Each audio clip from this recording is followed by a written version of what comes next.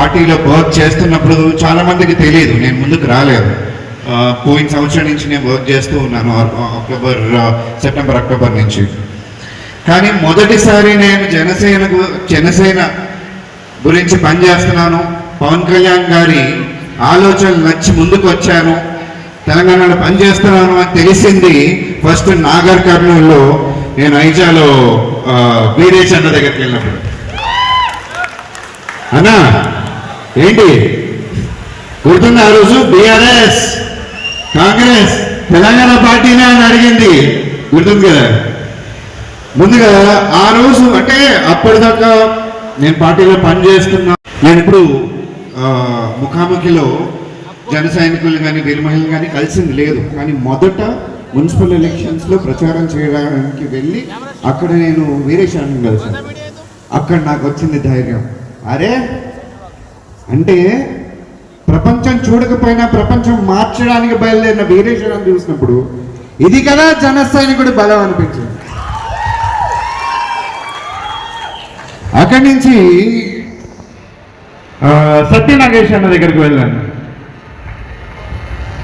కుట్టేవాడితో కూడా రాజకీయం చేయిస్తానని అది ఇక్కడ మొదలు పెట్టింది, ఇక్కడ తెలంగాణలోనే సత్యనాగేష్.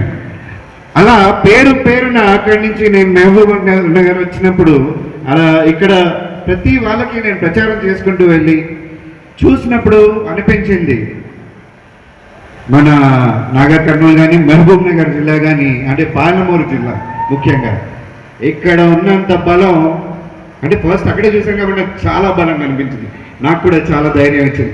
సో నాకు ఆ ధైర్యం ఇచ్చి నన్ను ముందుకు నడిపించిన మీ అందరికీ పేరున ధన్యవాదాలు. ఎక్కువ సమయం తీసుకుని ఈరోజు చాలా లేట్ అయిపోయింది ఇప్పటికే. కాకపోతే రెండే విషయాలు, జన సైనికులుగా మీరు ఎప్పటి నుంచో జనసేనని పవన్ కళ్యాణ్ గారిని నమ్ముకుని ముందుండి మీరు పార్టీని తెలంగాణలో నడిపిస్తున్నారు. ఎన్నో మాటలు పడినా ఎన్నో మాటలు చెప్పినా వినకుండా దానికి పేరున మీ అందరికీ సల్యూట్. అండ్ ఈరోజు మేడ రామకృష్ణ గారు పాలమూరు జిల్లా అంటే మహబూబ్ నగర్ అంటాం, అది అఫీషియల్లీ పెట్టిన పేరు, బట్ పాలమూరు జిల్లా అనేది మనం అంతా ప్రేమగా ఇక్కడ ప్రతి ఒక్కరి గుండెల్లో ఉన్న పేరు.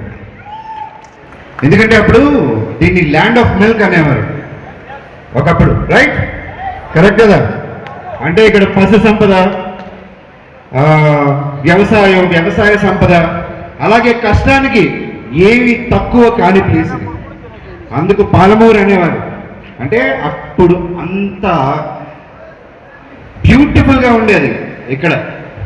కానీ ఇప్పుడు చూడండి, రైతులకి అదే రైతులకి అంటే ఏ పేరు పెట్టుకుని ఎంతో గర్వంగా పాలమూరు అని పేరు వచ్చిందో ప్రజల వల్ల, వ్యవసాయం వల్ల, పశు సంపద వల్ల ఈరోజు వాళ్ళకే ఇక్కడ గిట్టుబాటు ధర ఉండదు.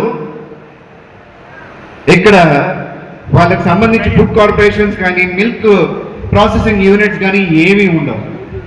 అంటే ఇంత కష్టపడే వాళ్ళకు కూడా ఇక్కడ కల్పించకపోవడం, అంటే మనకు కల్పించాలి కదా, ఏ యువతైనా సరే. ఇప్పుడు వలస కూలీలు అంటూ ఉన్నారు ఆయన, కానీ భారతదేశాన్ని నిర్మించింది పాలమూరు లేబర్ అంటారు, కరెక్ట్? అప్పుడంటే కరువు ఉండేది కాబట్టి వలసకి వెళ్ళి పని చేసుకోవాల్సి వచ్చింది. కాకపోతే దేశాన్ని నిర్మించిన పాలమూరు లేబర్స్ వాళ్ళ పాలమూరు జిల్లాని నిర్మించుకోలేకపోతున్నారా అనే ఒక ప్రశ్న వస్తే అది ప్రజల్లో అంటే పాలమూరు ప్రజలది తప్పు కాదు, ఇప్పటిదాకా ఉన్న ప్రభుత్వాల తప్పు. సో తప్పకుండా మీలో ప్రతి ఒక్కళ్ళు ప్రశ్నించడం మొదలుపెట్టండి. పాలమూరు జిల్లా దేశాన్నే కట్టింది, మీరు మా మంచి గురించి ఎందుకు చూడట్లేదు అని ఇప్పుడున్న గవర్నమెంట్ని అడగండి, ముందు పనిచేసిన పార్టీని అడగండి.